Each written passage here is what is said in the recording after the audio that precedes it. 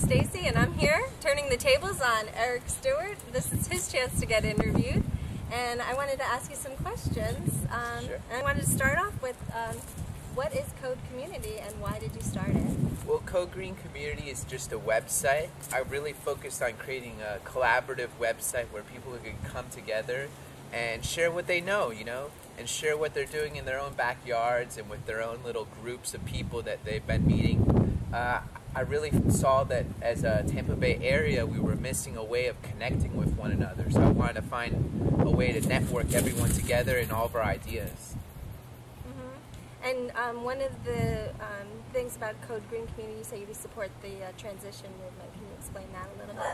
Well, yeah. Well, when I was coming across some of the information I found out, I found that the solutions were there about how to organize your neighborhood, how to think about how your neighborhood and your local town could be more resilient. And that's when I came across transition towns. So I was really interested in what they were doing over in England and in different parts of the world. And so it just drew me into it. I mean, everyone knows the problems, so you got to look for the solutions. Right. And permaculture is a part of that, and self-sufficiency and resilience. Do you want to talk a little bit about that? Well, permaculture, growing up in Florida, I always was wondering why we don't have gardens. My grandmother and my grandfather always had a garden in their backyard. It's Florida, right? You would think there'd be lots of flowers. Yeah, the garden. Things, right? Yeah, the Sunshine State. Exactly. And so every time my grandparents would move into a house, they would plant fruit trees, and they would plant a garden in the back. And I met an old Greek guy one time. He was running a nursery, and he says that a front yard is like a beautiful woman. She has to put her makeup on, and the makeup is the fruit trees. So what do we call our lawns that we have? I mean, they're so totally not productive. Yeah. Food, not lawns, right? Yeah. Actually, lawns, I think, came, I don't know where I read this, but it was a sign of wealth and status that, look, I don't have to have fruit. I can have people come and work my lawn, and you know the resources it takes to have a lawn between the water and the fertilizer. There was aristocrats back in the old days. They used to own estates in France, and they would have the peons and the peasants tend their gardens. Meanwhile, you go to the peasant's home, and the peasant's home had gardens all around them and fruit trees. That was productive. Yeah, you go anywhere outside of America or outside of the Western civilization, and they have these gardens and they have these vegetable and growing places. It's more of a Western mentality to have a lawn. It's really to show off your affluence. Right. And I know one of the things, we mentioned we meet on every other Thursday night for the Gaia's Garden. I'm from Eastern European, Polish descent, and they were farmers and agrarians, and they learned how to be resilient and self-sufficient. And I have that strong European background, and that's why I want to do that with my place, with all the, like you said, your grandmother. Why is it the grandmother? Why isn't it the mother? Why? Why don't you have it now, a kin's domain? My mother was Macedonian, so she came from that southeastern Europe area. And they lived in the villages, and they tended the fields, so it's that village idea, everyone in a village comes together to raise the children and to grow the food. It's that village mentality. We've lost that. Right, we have gotten away from it. And I'm a woman, and I think that I'm a pretty strong woman, and I like to, I have my house and try to support my family. But I think women's lib might have had a little bit to do with this, because when the women went out to work, now you don't have the family. Now you have the need for two people on the hamster wheel to get that income in, and now the children are a little bit away from that, and you have children in daycare, and now they're putting parents and grandparents in daycare so that they can have something to do. And we got away from breastfeeding, and we went into the fast food and all the poisons and toxins and the convenience of everything. And I know you did mention, you've been talking a lot about mothers and grandmothers. Once they start becoming part of this movement, then it'll really take off. Well, what I found that the conviction of a mother or the conviction of a grandmother to sacrifice for the next generation, if you can really get them involved in this, they're the people that are going to change the world. Because when they wake up to what we're leaving behind for the next previous generations to kind of deal with, they're not going to deal with that. They're going to sacrifice their time and their energy to make a world a better place. And that's where I've been noticing is on this voyage, the strongest, the best supporters of me have been women. And one of the other things is Anastasia, is the Ringing Cedars series, and I know a lot of people have been into that movement, and one of the things that I really like about it is the kin's domain, so that you do, when the family gets together, they gather around the fruit tree that they planted 10 years ago and gather the fruit. Here we, in this day and age in the United States, we gather around the television set. Yeah. So. Well, you were starting to ask me about why I started Code Green Community, and one of the things that I tell a lot of people when they ask me that is it started really with a dream. I had this dream where I was watching the earth, and out of the earth came a huge tree, and I found out later on that this tree represented us coming together as one tree, as like the stem of the tree, and then blossoming and making flowers and leaves and making productivity out of that coming together. And I later on had more dreams, and one dream that I had is where I was an old man, like 150 years old, and I was being surrounded by all of my great-great-great-grandchildren, and I was teaching them how to plant a tree, and I was teaching them about nature, and I was just teaching them about the journey of my life. And when I really thought about it later on after having this dream, I was like, wow, that's where I want to go.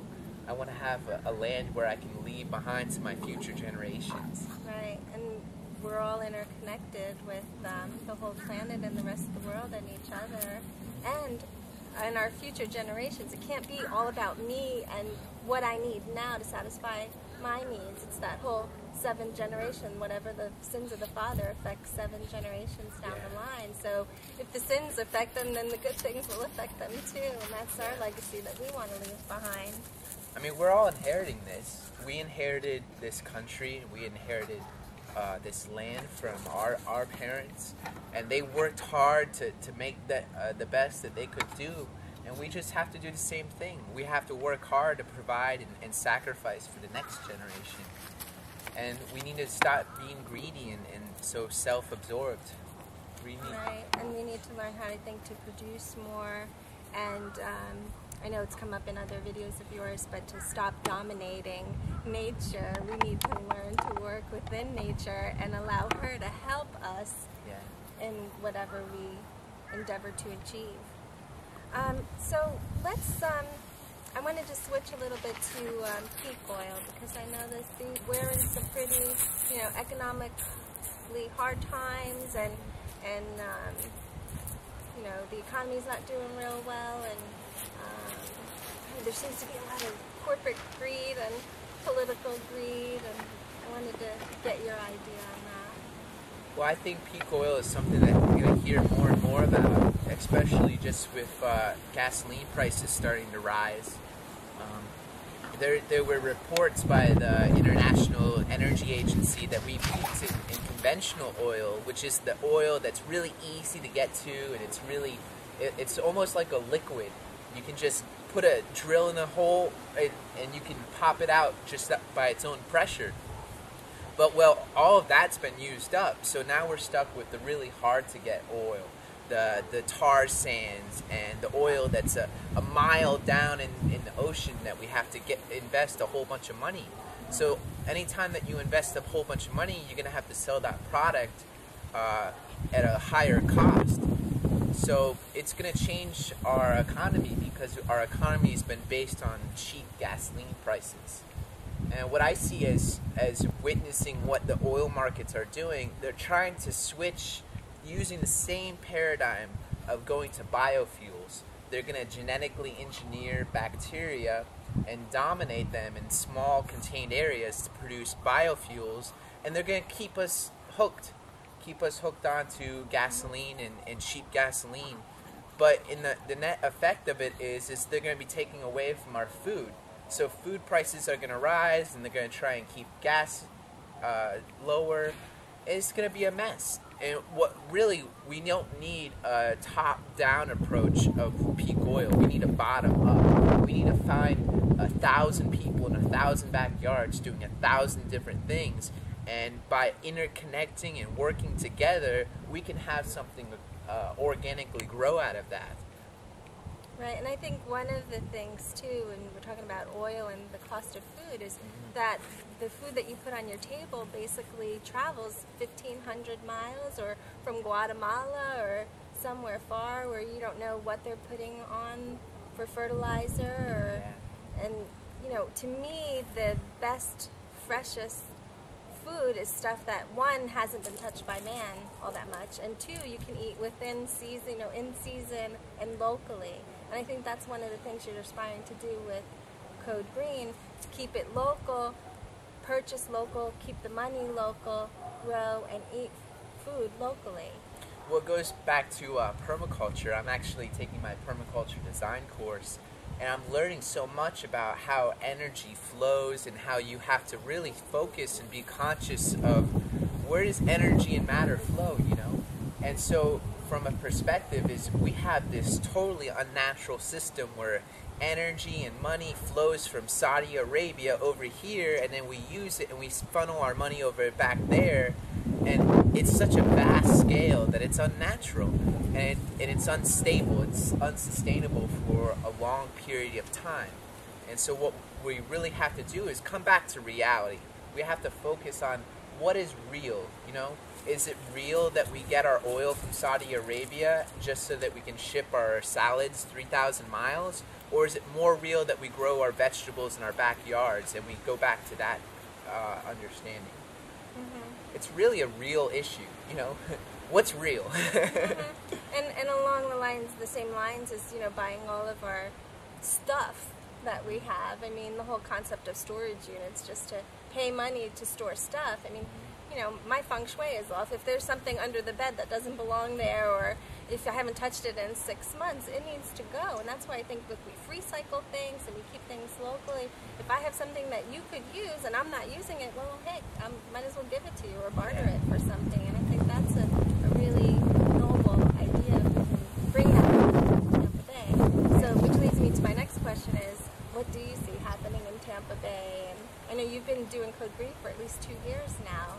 And how are things changed? Or I think there's more of a fervor, more people getting involved.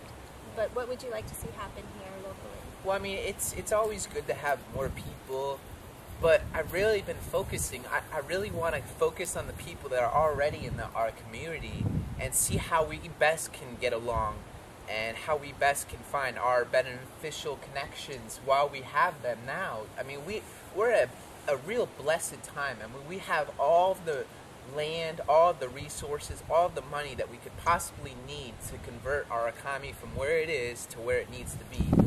And so if we can find out the best way of doing that locally, with small groups working on their own, figuring it out as they go along, and really focusing on getting away from oil and shifting that way. And I think that's the best thing that's going to happen. And it's going to draw people, because no one's working on this. If you go to other groups out there, they're waving their fists and they're angry at things, but they're not doing anything. They're not solving any of the problems. They're just angry at something, and they can tell you all the reasons why they're angry, but they're not working out of love, They're not working out of, well, what do I want to leave behind? What do I want to create? And so I think if there's anything that I think could make Code Green community work better, is if we learn to work on co-creating things together. Mm-hmm. Work and better. We do have all the different groups. We've got the Sarasota Transition, we've got the St. Pete Permaculture Guild, we've got Food Not Lawn, so I apologize if I've left your group out. Yeah. There's thousands of people working in their own backyards doing stuff. We just need to connect them together.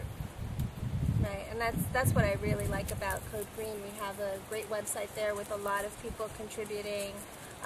We're starting to get more involved in the Pasco area. I know I'm starting something at the Angelus, and you we've got something going on at Habitat for Humanity, and then the food forest down in Tarpon Springs.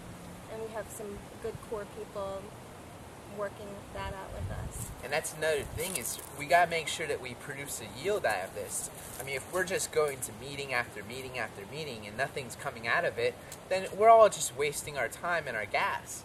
But we should be really focusing on producing things, whether it's food or it's more community relationships, or if it's sharing knowledge, really good beneficial knowledge, not just stuff that you can find on the internet, but real good knowledge that you can go home and you can change a part of your life with. That's where I really would like to focus on. Mm-hmm. And you did say something about planting trees. Yeah. And I thought about cool projects of what we could do. I mean, there's 300 people in Code Green right now all over the Tampa Bay area. If we could think of a way to get people to think about trees more, like planting fruit trees in our neighborhoods, maybe instead we could, of just ornamentals. Yeah. You know? Maybe a million fruit tree revolution. March. Yeah. Where we just get together and we share our resources, and we just grow tons and tons of fruit trees, and we just plant them in our neighborhoods and work together in that way. Yeah. And one thing that you did mention just before was, some people might think, and I even said it, trying times, questionable economy, the value of the dollar, everybody's debt, or we keep printing more money. I failed economics twice, so I'll leave that part to you. But turning that around and saying, instead of saying, oh, this is a fearful time, really creating a positive and benefiting out of this, because we can make it what we need it to be instead of fearing it. Yeah. And you don't create the kind of chemicals in your brain that inspire creativity when you're depressed or you're fearful. When you're optimistic, your brain produces all the chemicals that make your wires connect in different ways, and you're just more creative and you're more inspired. And when you're more inspired and you're more creative, more things come in and flow into your life. It's really that law of attraction, and that whole idea that your intent can guide the world. If you intend for something to arise out of the world and you work towards it and you focus at it, it comes. It really does. Right. We were having this conversation earlier, and I listened to a lot of Wayne Dyer and Deepak Chopra, and one of the things that I've learned from them is that if you're in spirit or you're inspired, then you're tapping into the universe and benefiting from all its beauty and all its energy. Yeah. And that's why I love to garden, because I feel like I'm more in tune with nature, whereas so many people are in their little bubbles, they drive in their cars, they sit in their cubicles, they don't talk to the neighbors, and they live an isolated world. And I think I really, you've got the green part and you've got the community part, and Code I like because that's my son's name, so. But just the name Code being community, it really has a lot of meaning. Yeah. And it came out of this book that I read by Thomas Friedman, The World is Turning Hot, Flat, and Crowded. And that's why we're sitting here all bundled up. Well, it's funny because, when people think about global warming and global climate change, they're saying, well, how could that be? It's getting cold.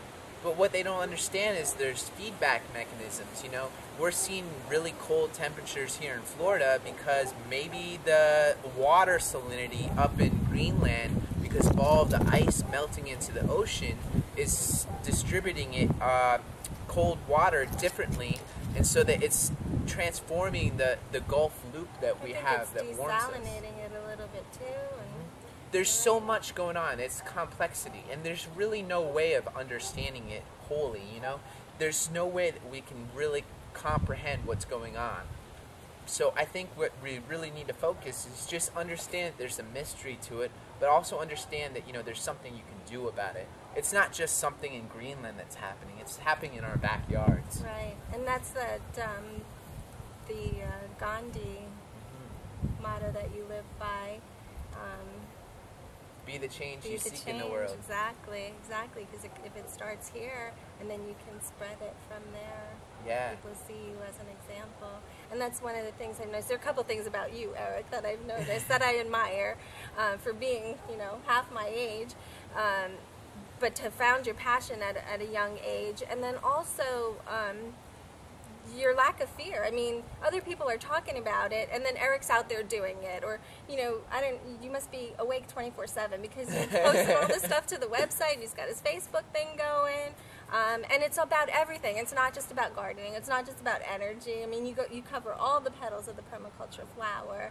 But then you have the chutzpah to go and meet with the 912ers and then, stir up a little controversy there. And then you go to a radio interview that you've never done before and you just do it. And I think that's such an admirable quality. And I think, people twice your age can really, they're inspired by that. I appreciate that. That's true. Well, I just see ourselves as brothers and sisters in this world. I took biology courses in college and chemistry, and I've always been fascinated by science. And what science says is, the genes that you have in your body and the genes that I have in my body, they're 99.5% the same. So we're brothers and sisters. We're just one big family on this earth. And if we're all treating each other as separate groups that we can't talk to, that doesn't make any sense. We're one tribe, we're one people, and when we lose sight of that, when we divide ourselves, and we think that when we do that, we really disable the beneficial connections that could have arisen out of connecting with those people. And I've learned that, it's not an easy process because going to the 912 meetings and telling them how I feel, I immediately am shut down.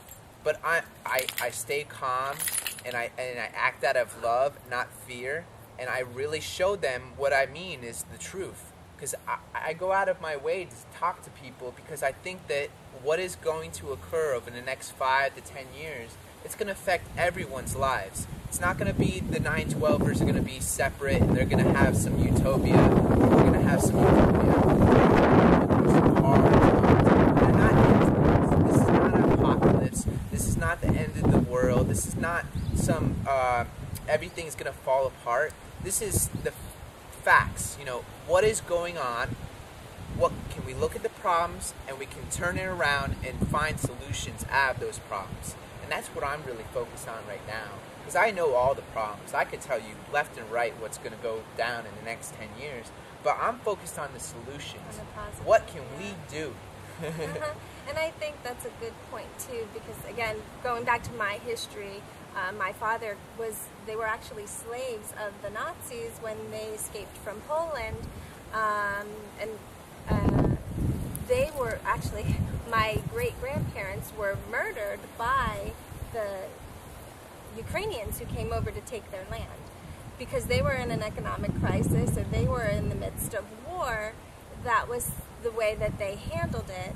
I think that, we haven't gotten to that state, but at least if people are prepared for anything, a hurricane, where things go down and you can't get food, if you could at least have people in a community to, like you said, love and support, because even the people who might not have the foresight now to prepare, if for those who do, we're going to have to prepare for more than just ourselves. Yeah. Because we don't want that to happen. We want it to come from love and giving and sharing and educating as many people as we can now is part of that planning process. I see it that way. And it's talking about caring and loving for everyone. Like we were just over at the Angelus where multiple sclerosis, cerebral palsy, okay. Mm-hmm. Well, and other things, those people need love and care too. We can't abandon anyone. No. This is an all or nothing deal. They call us the United States of America for a reason. We're united, and I take that to heart because you were talking about where my fear and all of this comes from. My grandfather came to this country owing people for the boat ride over, and he worked his whole life. He worked hard to provide so that his family had enough, just enough. Maybe not everything, but enough. And he worked, and he retired at the age of 40, and he focused so much of his energy on providing for his family so he could leave a legacy behind for previous generations. And I feel like his story is something that I want to continue. I want to work real hard so I can provide some sort of legacy for future generations of mine. I want to know. I want to be able to tell him that someday down the road that I saw things and I knew they were screwed up, but I didn't just sit in my house playing Xbox every night. I went out there and I did something, because I just can't not. I just think it's so wrong to just sit and be complacent. Right. And that goes back to your dream, too, about living till you're 150 years old and making sure that your great-grandchildren have a legacy. So, it was really great to talk to you today. I just wanted to put out there, if anybody wanted to get involved with Code Green, what should they do? Well, you can always just join up at codegreencommunity.org. Did you have to put the www? I think you have to put the www. Yeah, www.codegreencommunity.org. And you can become a member. It's free of charge. We try and put out as much free information as possible. I really love the whole concept of open source. I think open source is going to save us. I think open source is the key. But I also would like you to support. And so I have a way for you if you want. If you don't have the time to volunteer, or if you don't have the understanding to put videos on, you can still donate a couple of dollars a month. Love donation. Exactly. And we're going to be a 501c4, which means we're going to be a nonprofit. But we're not focusing on anything for charity work. We're focusing on getting things done. And so it's not going too much. I'm going to cut that. I'm talking too much. That's fine. Yeah, codegreencommunity.org. Peace out. Good job. Good job. Thank you.